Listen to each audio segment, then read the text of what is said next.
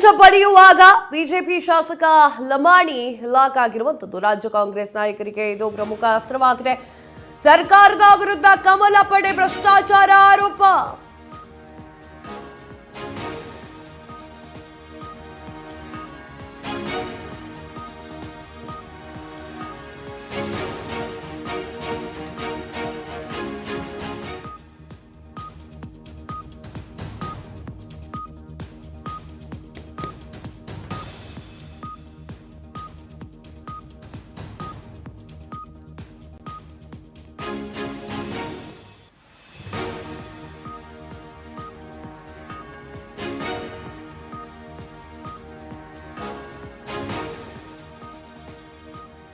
ಲಂಚ ಪಡೆಯುವಾಗ ಬಿಜೆಪಿ ಶಾಸಕ ಚಂದ್ರು ಲಮಾಣಿ ಲಾಕ್. ರಾಜ್ಯ ಕಾಂಗ್ರೆಸ್ ನಾಯಕರಿಗೆ ಇದು ಪ್ರಮುಖ ಅಸ್ತ್ರ.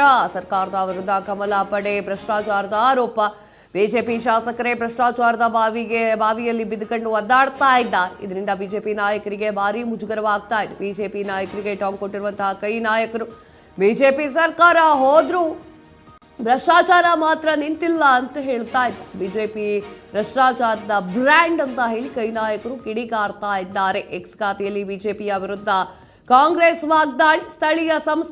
ಸ್ಥಳೀಯ ಚುನಾವಣೆಗೆ ಇದನ್ನೇ ಅಸ್ತ್ರ ಮಾಡಿಕೊಳ್ಳುತ್ತಾ ಸರ್ಕಾರ ಅಂತ ಹೇಳಿ. ಎಸ್ ವೀಕ್ಷಕರೇ, ಏನಾಯ್ತು? ನಿನ್ನೆ ಚಂದ್ರು ಲಮಾಣಿ ಅವರು 11 ಲಕ್ಷ ಲಂಚವನ್ನ ಕೇಳಿ ತಗಲಾಕೊಂಡಿದ್ರು. ತದಾದ ನಂತರ ಬಿಜೆಪಿಯಲ್ಲಿ ಮುಜುಗರದ ವಾತಾವರಣ ನಿರ್ಮಾಣವಾಗಿತ್ತು. ಏನು ಅಂತಂದ್ರೆ, ಕಾಂಗ್ರೆಸ್ ಸರ್ಕಾರ ಅಧಿಕಾರಕ್ಕೆ ಬಂದು ಬಿಜೆಪಿ ಸರ್ಕಾರವನ್ನ ಮೂಲೆಗುಂಪು ಮಾಡಿದ್ರು ಕೂಡ ಬಿಜೆಪಿಯಲ್ಲಿ ಇನ್ನೂ ಭ್ರಷ್ಟಾಚಾರ ಮುಗಿದಿಲ್ಲ, ಭ್ರಷ್ಟಾಚಾರ ತಾಂಡವವಾಡ್ತಾ ಇದೆ ಎನ್ನುವಂತಹ ವಿಚಾರವನ್ನ ಹೇಳಿದ್ದಾರೆ. ಅಲ್ರಿ 2028 ಚುನಾವಣೆ ಬೇರೆ ಬಂತು. ಇವಾಗ ಒಂದೊಂದೇ ವಿಚಾರಗಳು ತಗಲಾಕೊಳ್ತಾ ಅಂದ್ರೆ ಲಂಚದ ವಿಚಾರಕ್ಕೆ ಸಂಬಂಧಪಟ್ಟಂತೆ ತಗಲಾಕೊಂಡು ಕೂತ್ಕೊಂಡ್ರೆ ಹೆಂಗ್ರಿ 2028 ಚುನಾವಣೆಯನ್ನ ಗೆಲ್ತೀರಾ ಅಂತ ಹೇಳಿ ಸಾರ್ವಜನಿಕರು ಮಾತನಾಡ್ತಾ ಇದ್ದಾರೆ. ಬಿಜೆಪಿ ನಾಯಕರಿಗೆ ಕೈ ನಾಯಕರು ಟಾಂಗನ್ನ ಕೊಡ್ತಾ ಇದ್ದಾರೆ.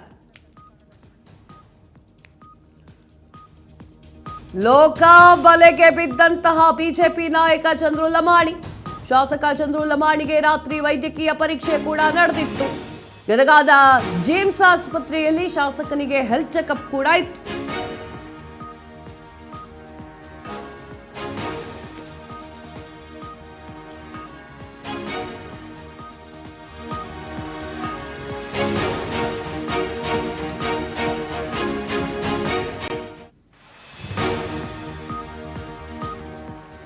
ಲೋಕಬಲೆಗೆ ಬಿದ್ದ ಬಿಜೆಪಿ ಶಾಸಕ ಚಂದ್ರು ಲಮಾಣಿಗೆ ರಾತ್ರಿ ವೈದ್ಯಕೀಯ ಪರೀಕ್ಷೆ.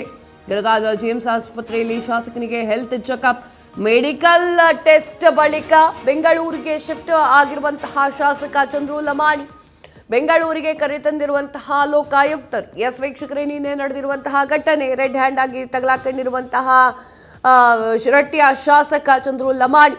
ಲೋಕಬಲೆಗೆ ಬಿಜೆಪಿಯ ಶಾಸಕ ಚಂದ್ರು ಲಮಾಣಿ ಅವರು ಬೀಳುತ್ತಾರೆ. 11 ಲಕ್ಷ ಲಂಚವನ್ನ ಕೇಳಿ ತಗಲಾಕೊಂಡಿದ್ದಾರೆ. ಅಲ್ರೇ ಶಾಸಕರೇ ಸುಮ್ಮನೆ ಜನಪರವಾಗಿ ಕೆಲಸ ಮಾಡ್ಕೊಂಡು ಹೋದ್ರೆ ಆಗ್ತಿರ್ಲಿಲ್ವೇ? ನ್ಯಾಯಾಧೀಶರ ಮುಂದೆ ಹಾಜರುಪಡಿಸಲಿರುವಂತಹ ಇದು ಜಡ್ಜ್ ಬಿಜೆಪಿ ಶಾಸಕ ಚಂದ್ರು ಲಮಾಣಿ ಅವರು ಅಂದ್ರೆ ಜಡ್ಜ್ ಮುಂದೆ ಚಂದ್ರು ಲಮಾಣಿ ಅವರು ಹಾಜರಾಗಲಿದ್ದಾರೆ.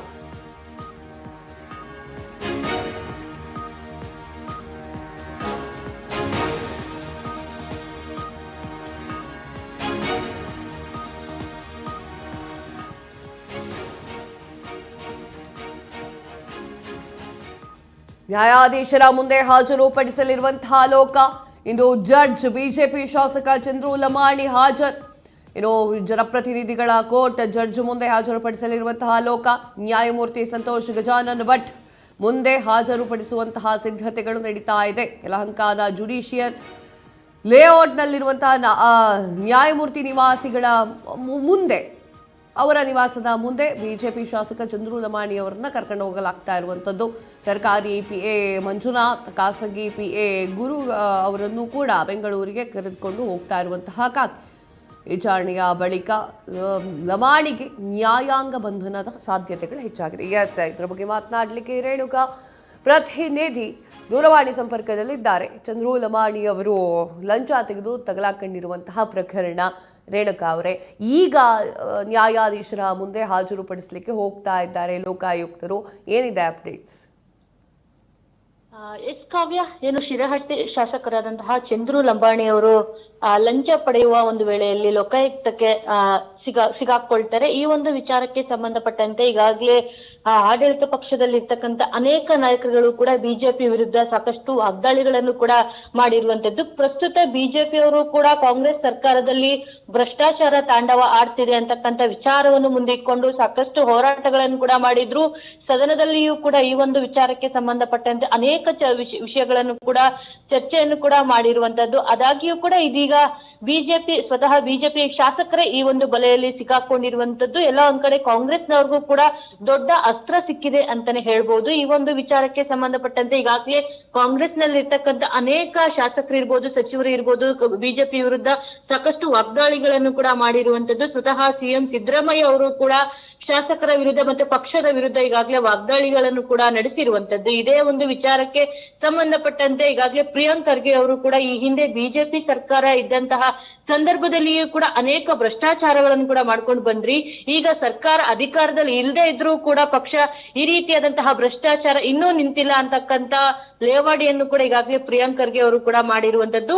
ಒಟ್ನಲ್ಲಿ ಬಿಜೆಪಿ ಈ ಒಂದು ವಿಚಾರಕ್ಕೆ ಏನು ಸರ್ಕಾರದ ವಿರುದ್ಧ ಹೋರಾಟಕ್ಕೆ ಮುಂದಾಗಿತ್ತು, ಆದ್ರೆ ಈ ಒಂದು ಪ್ರಕರಣದಿಂದ ಎಲ್ಲೋ ಒಂದ್ ಕಡೆ ಬಿಜೆಪಿಗೂ ಕೂಡ ತೀವ್ರ ಮುಜುಗರ ಉಂಟಾಗಿದೆ ಅಂತಾನೆ ಹೇಳ್ಬೋದು. ಇನ್ನು ಈ ಒಂದು ಪ್ರಕರಣಕ್ಕೆ ಸಂಬಂಧಪಟ್ಟಂತೆ ಈಗಾಗಲೇ ಚಂದ್ರು ಲಂಬಾಣಿ ಅವರನ್ನು ಕೂಡ ಲೋಕಾಯುಕ್ತ ಅಧಿಕಾರಿಗಳು ಕೂಡ ವಶಕ್ಕೆ ಪಡೆದುಕೊಂಡು ಅವರ ಒಂದು ವೈದ್ಯಕೀಯ ತಪಾಸಣೆಯನ್ನು ಕೂಡ ಸದ್ಯ ಮುಗಿಸಿರುವಂತದ್ದು. ಇಂದು ಬೆಂಗಳೂರಿನಲ್ಲಿ ಭಾನುವಾರ ರಜಾ ದಿನ ಇರೋದ್ರಿಂದ ಜನಪ್ರತಿನಿಧಿಗಳ ಜಡ್ಜ್ ಆಗಿರ್ತಕ್ಕಂಥ ಜಡ್ಜಿ ಮುಂದೆ ಹಾಜರುಪಡಿಸಲಾಗುತ್ತೆ. ಈ ಒಂದು ವಿಚಾರಕ್ಕೆ ಸಂಬಂಧಪಟ್ಟಂತೆ ಯಲಹಂಕದಲ್ಲಿ ಇರ್ತಕ್ಕಂಥ ಜಡ್ಜ್ ಅವರ ನಿವಾಸದಲ್ಲೇ ಈ ಒಂದು ವಿಚಾರಣೆಯನ್ನು ಕೂಡ ಮಾಡಲಾಗುತ್ತೆ. ಈ ವಿಚಾರಣೆಯ ನಂತರ ಲೋಕಾಯುಕ್ತ ಅಧಿಕಾರಿಗಳು ಹೆಚ್ಚಿನ ವಿಚಾರಣೆಗೆ ನಮ್ಗೆ ಒಪ್ಪಿಸ್ಬೇಕು ಅಂತಕ್ಕಂತ ವಿಚಾರವನ್ನು ಕೂಡ ಜಡ್ಜ್ ಮುಂದೆ ಇಡುವ ಸಾಧ್ಯತೆಗಳು ಕೂಡ ಎಲ್ಲ ಇರುವಂತದ್ದು. ಯಾಕೆಂತಂದ್ರೆ ಈ ಒಂದು ಪ್ರಕರಣದಲ್ಲಿ ರೆಡ್ ಹ್ಯಾಂಡ್ ಆಗಿ ಶಾಸಕರು ಲೋಕಾಯುಕ್ತ ಅಧಿಕಾರಿಗಳಿಗೆ ಸಿಕ್ಕಾಕೊಂಡಿರೋದ್ರಿಂದ ಹೆಚ್ಚಿನ ತನಿಖೆ ಅವಶ್ಯಕತೆ ಇದೆ. ಅಷ್ಟೊಂದು ಹಣ ಯಾಕೆ ಬೇಡಿಕೆ ಇಟ್ಟಿದ್ರು, ಯಾರಿಂದ ಆ ಒಂದು ಹಣವನ್ನು ಪಡೆಯಲಾಗ್ತಾ ಇತ್ತು, ಮತ್ತೆ ಯಾವ ಕೆಲಸಕ್ಕಾಗಿ ಆ ಒಂದು ಹಣವನ್ನು ಬಳಕೆ ಮಾಡ್ಕೊಳ್ಳಾಗ್ತಾ ಇತ್ತು ಅನ್ನೋಕಂತ ವಿಷಯಕ್ಕೆ ಸಂಬಂಧಪಟ್ಟಂತೆ ಹೆಚ್ಚಿನ ವಿಚಾರಣೆ ಅವಶ್ಯಕತೆ ಇರೋದ್ರಿಂದ ಶಾಸಕರನ್ನು ನಮ್ಗೆ ಒಪ್ಪಿಸ್ಬೇಕು, 14 ದಿನ ಅಥವಾ ಅದಕ್ಕಿಂತ ಹೆಚ್ಚಿನ ದಿನಗಳವರೆಗೆ ನಮ್ಗೆ ಬಂಧನಕ್ಕೆ ಕೊಡಬೇಕು ಅಂತಕ್ಕಂಥ ವಿಚಾರವನ್ನು ಕೂಡ ಮಂಡಿಸುವ ಸಾಧ್ಯತೆಗಳು ಕೂಡ ಹೆಚ್ಚಾಗಿರುವಂತದ್ದು. ಇನ್ನೇನು ಕೆಲವೇ ಕ್ಷಣಗಳಲ್ಲೂ ಕೂಡ ಶಾಸಕ ಚಂದ್ರು ಲಂಬಾಣಿ ಅವರನ್ನು ಕೂಡ ಜಡ್ಜ್ ಮುಂದೆ ಹಾಜರುಪಡಿಸಲಾಗುತ್ತೆ. ಜಡ್ಜ್ ಕೂಡ ಈ ಒಂದು ಪ್ರಕರಣಕ್ಕೆ ಸಂಬಂಧಪಟ್ಟಂತೆ ವಿಚಾರಣೆ ನಡೆಸಲಾಗುತ್ತೆ. ಅಗತ್ಯ ಬಿದ್ರೆ ನ್ಯಾಯಾಂಗ ಬಂಧನಕ್ಕೆ ಒದಗಿಸ್ತಾರ ಅಥವಾ ಬೇರೆ ರೀತಿಯಾದಂತಹ ಕಾನೂನು ಕ್ರಮವನ್ನು ಜಡ್ಜ್ಗಳು ತೆಗೆದುಕೊಳ್ತಾರ ಅಂತಕ್ಕಂಥ ವಿಚಾರಕ್ಕೂ ಕೂಡ ಈಗಾಗಲೇ ಎಲ್ಲಾ ರೀತಿಯಾದಂತಹ ಸಿದ್ಧತೆಗಳನ್ನು ಕೂಡ ಮಾಡ್ಕೊಂಡಿರುವಂತದ್ದು. ಕಾವ್ಯ, ಸದ್ಯ ಶಾಸಕರನ್ನು ಹಾಜರುಪಡಿಸಿದ ನಂತರ ಜಡ್ಜ್ ಯಾವ ರೀತಿಯಾದಂತಹ ಕ್ರಮ ತೆಗೆದುಕೊಳ್ತಾರೆ, ಅಧಿಕಾರಿಗಳ ಒಂದು ಕೋರಿಕೆ ಅಥವಾ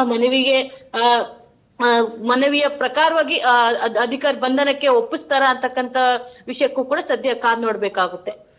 ಎಸ್ ರೇಣುಕಾ, ತಮ್ಮೆಲ್ಲ ಮಾಹಿತಿಗಾಗಿ ಧನ್ಯವಾದಗಳು.